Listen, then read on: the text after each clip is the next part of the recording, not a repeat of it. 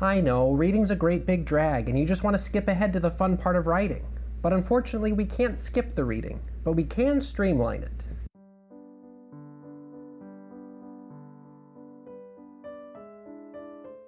If you do a lot of academic writing, you probably also have to do a lot of academic reading. Whether you're working on a literature review or a larger scholarly argument, incorporating the work of other writers into your own is just a basic part of the job. So that means that almost every writing project that gets thrown your way in school is also going to be a reading project, and sometimes the amount of information that you have to process before you can even start writing is pretty daunting. Or it could be if you were to just try to read everything through and take effective notes at the same time. But taking it all on that way will probably leave you spending more time than you need to reading through all your sources and collecting the bits that you want to use in your own work. That's why today I'd like to share some of the strategies for reading and note-taking that have served me well as I found my way through PhD school. They've helped me to streamline the process and organize my sources more quickly and efficiently, and I hope that they'll do the same for you. Of course, different people are different, so I want to emphasize that these are strategies that work for me. They might work for you just in exactly the same way, but you may also find that you need to modify them to fit your own work style, and that's perfectly okay. The key here is to find what works for you. I'm just here to get you started in the right direction. And this whole channel is full of practical advice and useful rhetorical theory to help you to write more effectively and confidently. So if you'd like to learn even more, why not introduce yourself to that subscribe button? Now, let's introduce you to a better way of reading. That's right, the first step to improving your pre-writing reading process is to quit reading. And by that I mean stop feeling like you need to read and process every single word on every single page. It's scandalous, I know, but it's important to understand why you're reading in the first place. And for writing papers, the goal is not to prove that you've read every single word. There's never going to be a quiz, and nobody's ever going to ask you about an obscure detail that you would have had to have read super carefully to remember. Instead, when you're reading in order to write a paper, you have two main goals, and frankly, neither of these requires very much word-for-word reading. First, you need to understand the main arguments of the things you're reading and the main ways that those arguments get supported. And second, you need to find quotable chunks that you can use in your own paper. That's all you need to accomplish, so you should adapt your reading strategies in order to help you to meet those goals. You don't need to spend hours reading articles and taking meticulous notes on every sentence in order to accomplish these goals, so save yourself a lot of time and trouble and just don't do it. Remember, the goal is to extract useful information from your sources, not to prove that you've read every single word, so start by skimming aggressively. Now, it might feel like cheating at first, but I promise you it's not. Not only is it necessary and practical, but everyone who's anyone is doing it. Quick side note, while this is the reality of academic reading and writing, I'm not a huge fan of that fact. When I write something, I want people to read it with the same care that I put into writing it. And I want to be able to read other people's work with that same kind of attention. But that's just not how school is set up, so you can appreciate other people's careful work when you're not trying to meet a deadline. Right now, we've got a job to do, and this is how to do it. As I skim, I'm looking for the main ideas of the things that I come across, so be on the lookout for the central argument of each piece that you read. And luckily, a lot of academic writing will give you clues about where you can find it. Then, be aware of the ways that the authors support their main argument. What kinds of methods do they use? What other kinds of supporting claims do they make? And what kinds of evidence do they provide to support what they're saying? In general, I like to skim over the first couple sentences of a paragraph to see what that paragraph is going to be about. If those first sentences sound useful, then I'll probably slow down and read the paragraph more carefully, but if not, then I'll just skip right past it. The scariest part about skimming for me is feeling like I might miss something important, so it's valuable to learn what you can safely skip. And it might be kind of frustrating, but like so many things, what you can safely skip will vary depending on the project that you're working on, and it's just something that you'll get better at with practice. So I can't really give you universal guidelines for skipping things, but I can tell you the things that I typically tend to skip. So, because the primary goal of this kind of skimming is to extract the most useful and important information, I keep my eyes peeled for statements about general goals and principles in a piece, and I tend to skip over things like specific illustrations and examples. If you understand a concept, there's really no reason to read the explanation of that concept. You've got it, so just move on. I also almost always skip over things like data tables, charts, figures, and long quotations. Granted, I'm in the humanities where people like to make up convoluted pictures to explain their abstract concepts, but for my money, I'd much rather read a paragraph that explains a concept than try to figure out somebody's made-up flowchart. And I've yet to see a data table that explains things better, at least for me, than the paragraphs that surround it. And then of course for long quotes, those aren't even the author's words, so you can be pretty sure that they're not going to contain the author's main points. Now be aware, these are just the things that I'm the most comfortable skipping. I know plenty of people who do it the other way around. They tend to pay a lot more attention to tables and figures and to skim over paragraphs. And frankly, I think there are probably more people like them than there are like me. And this is why you need to practice and find the flow that works for you. The main point is that the big ideas are important, so you don't want to miss them, but smaller details and explanations of those big ideas are generally safer to skip. If you need to go back for a more careful explanation of a concept, you can always do that, but when the goal is just to understand the big picture stuff, you really don't want to get bogged down in the details, so just skim over them. Oh, and don't forget to make the formatting of a text your friend. A lot of academic books and articles have things like headings, titles, and section breaks that can help you to find the points of the text that you want to pay the most attention to.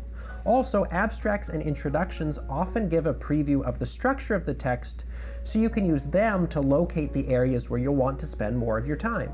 I've also posted a downloadable guide to aggressive skimming on the ever underutilized website, so if you'd like to have something to reference as you're skipping large chunks of text at a time, head to the first link in the description and check it out.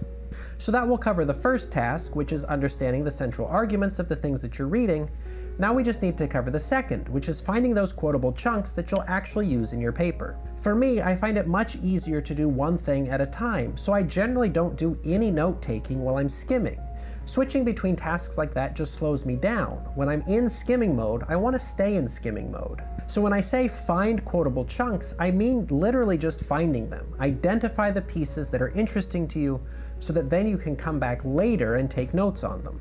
I like to keep little sticky flags handy when I'm reading so that if I do find something that I'm interested in using in a paper, I can mark it quickly and come back to it really easily. I also like those little flags because I can leave little notes on them if I need to remind me about why I thought that part was important or how it connected to another thing that I had read. And for electronic sources like PDFs, I'll just use the highlight tool instead of sticky flags for pretty obvious reasons. Okay, so you've skimmed through your reading and marked the most important sections. Now it's time to start taking some notes. And when it comes to note-taking, your primary goal is to take the information that you've gleaned from your skimming and now put it into a usable and accessible format that will help you to build your own paper. In my practice, note-taking happens in two phases. Because I'm at a point in my writing career where I'm working on a lot of projects that are all about similar topics, my first phase of note-taking is really just to build my own personal database of useful information and quotations that I can then plug into any writing project. The second phase of note-taking then is more specific to a particular project, and it usually ends up looking like me building an outline for that paper. Before we get too far into talking about note-taking, you'll probably want to find a safe place to keep all of the notes that you're about to take. Of course, you could use a notebook, but frankly, I do most of my writing on a keyboard, and I'm willing to bet that you do too, so it would make a lot of sense to find a good digital place to keep your notes. For me, that means keeping all of my references in a citation manager. Now, citation managers are a kind of software that allow you to store bibliographic information about your sources, record your own notes, and even generate works cited pages, which is pretty handy. If you're writing a lot of papers on a pretty regular basis, then a good citation manager can do you a lot of favors. If you're just planning on taking one writing class in your life though, and you don't plan on writing a whole lot more, then we can maybe still kind of be friends, but it's good to know that a citation manager was probably more than you need. They really work best when you're working with large numbers of sources and projects. As you can see here, I use Zotero, which is just one of a handful of similar tools. This one does what I need it to do, it costs nothing, and I've clearly sunk a lot of time into it. I've included a link in the description to an overview of common citation managers if you want to shop around before committing to one, if you think it would be helpful for you. But anyway, my general note-taking process basically just involves transcribing the passages that I flagged while I was reading. This isn't totally necessary, but I do like doing it for a few reasons. First, if I'm going to quote any of those passages in my paper, I'm going to have to type them out eventually, so I'm not really losing time by doing it now. Second, I like having my quotable passages in a citation manager because then I know that I'll always have them. If I want to quote from a book that I'm reading now in a paper that I write in a few months, I won't have to go track down a copy of that book again because I already have those passages in my citation manager. Third, typing out these passages gives me a chance to slow down and think a little more carefully about them. When I'm skimming, I'm just trying to identify those useful chunks, but when I'm transcribing them, I have the chance to think more carefully about their significance and how I might possibly use them in my paper. So, like I said before, my general note-taking is really just a process of building my own personal database of useful and interesting quotations that I can pull from whenever I need to. With a citation manager, I can keep everything in one place and then just drop different sources into new folders depending on what project I'm working on. And that can give me a pretty good head start because then I don't have to go back and reread things. I already have the information that I need in one place. Now, for more project-specific note-taking, I start to think about how all the information that I gleaned from my skimming and general note-taking can be arranged into a paper. This second phase is less about gathering information and more about putting that information to work. We've already talked about outlining on the show before, and that's basically what I'm doing in this second phase of note-taking. Now, instead of just making notes about what I've read, I'm making notes to myself about how I want to use that information to compose a paper. And of course, that's going to vary from project to project, so I can't give you too many general guidelines. But I can say that I generally organize my notes by outlining the main points that I want to make in my paper and then copying in the passages that I plan to use to support those points. For me, that's enough to know what I'm going to write when the time comes, but you may find it helpful to add additional notes about what you need to say and when. Again, it's really up to what works for you. These are your notes after all. Nobody ever has to see them or know how you're putting them together. Well, unless of course you make a video about it, and then you're kind of out of luck. Well, that was quite the journey, wasn't it? Reading and note-taking aren't exactly writing, but they are integral parts of the writing process, and you'll be writing better and more efficiently if you can find your reading groove, which is of course exactly what this video is meant to help you to do. Just remember, your real goal is your reading and taking notes, and you'll be headed in the right direction. Your primary job is to understand the main arguments that are out there, and to find the bits that will help you to write your own paper. Get in, take what you need, and get out. There isn't going to be a quiz later, so don't feel like you need to catch everything. And as I mentioned before, good skimming and note-taking skills come with practice, so don't worry if you miss some things or go a little slowly on your first few tries. That's exactly what practice is for. You'll get better at it by doing it, and frankly, the only way to get better at it is by doing it. But I should also mention that this won't just work for writing a paper. If you're in a class that involves a lot of reading and discussion, then these techniques will also serve you pretty well. Goodness knows they got me through a whole bunch of seminars. Oh, and before we quit, I want to extend a very special thanks to the subscriber who requested this topic. I hope this video answered your questions. And to the rest of you who have watched this far, thanks for sticking with me. There wouldn't be much point in doing any of this if it weren't for you, so give yourselves a high five from me. Of course, if you do have questions or there's anything writing related that you want me to talk about in a future video, let me know in the comments. This video is proof that that sort of thing works, so don't be shy. But thanks again for spending this time with me. Now, I've got some writing of my own to go work on, and I'm willing to bet that you probably do too, so let's go work on that, and we'll meet back here next week.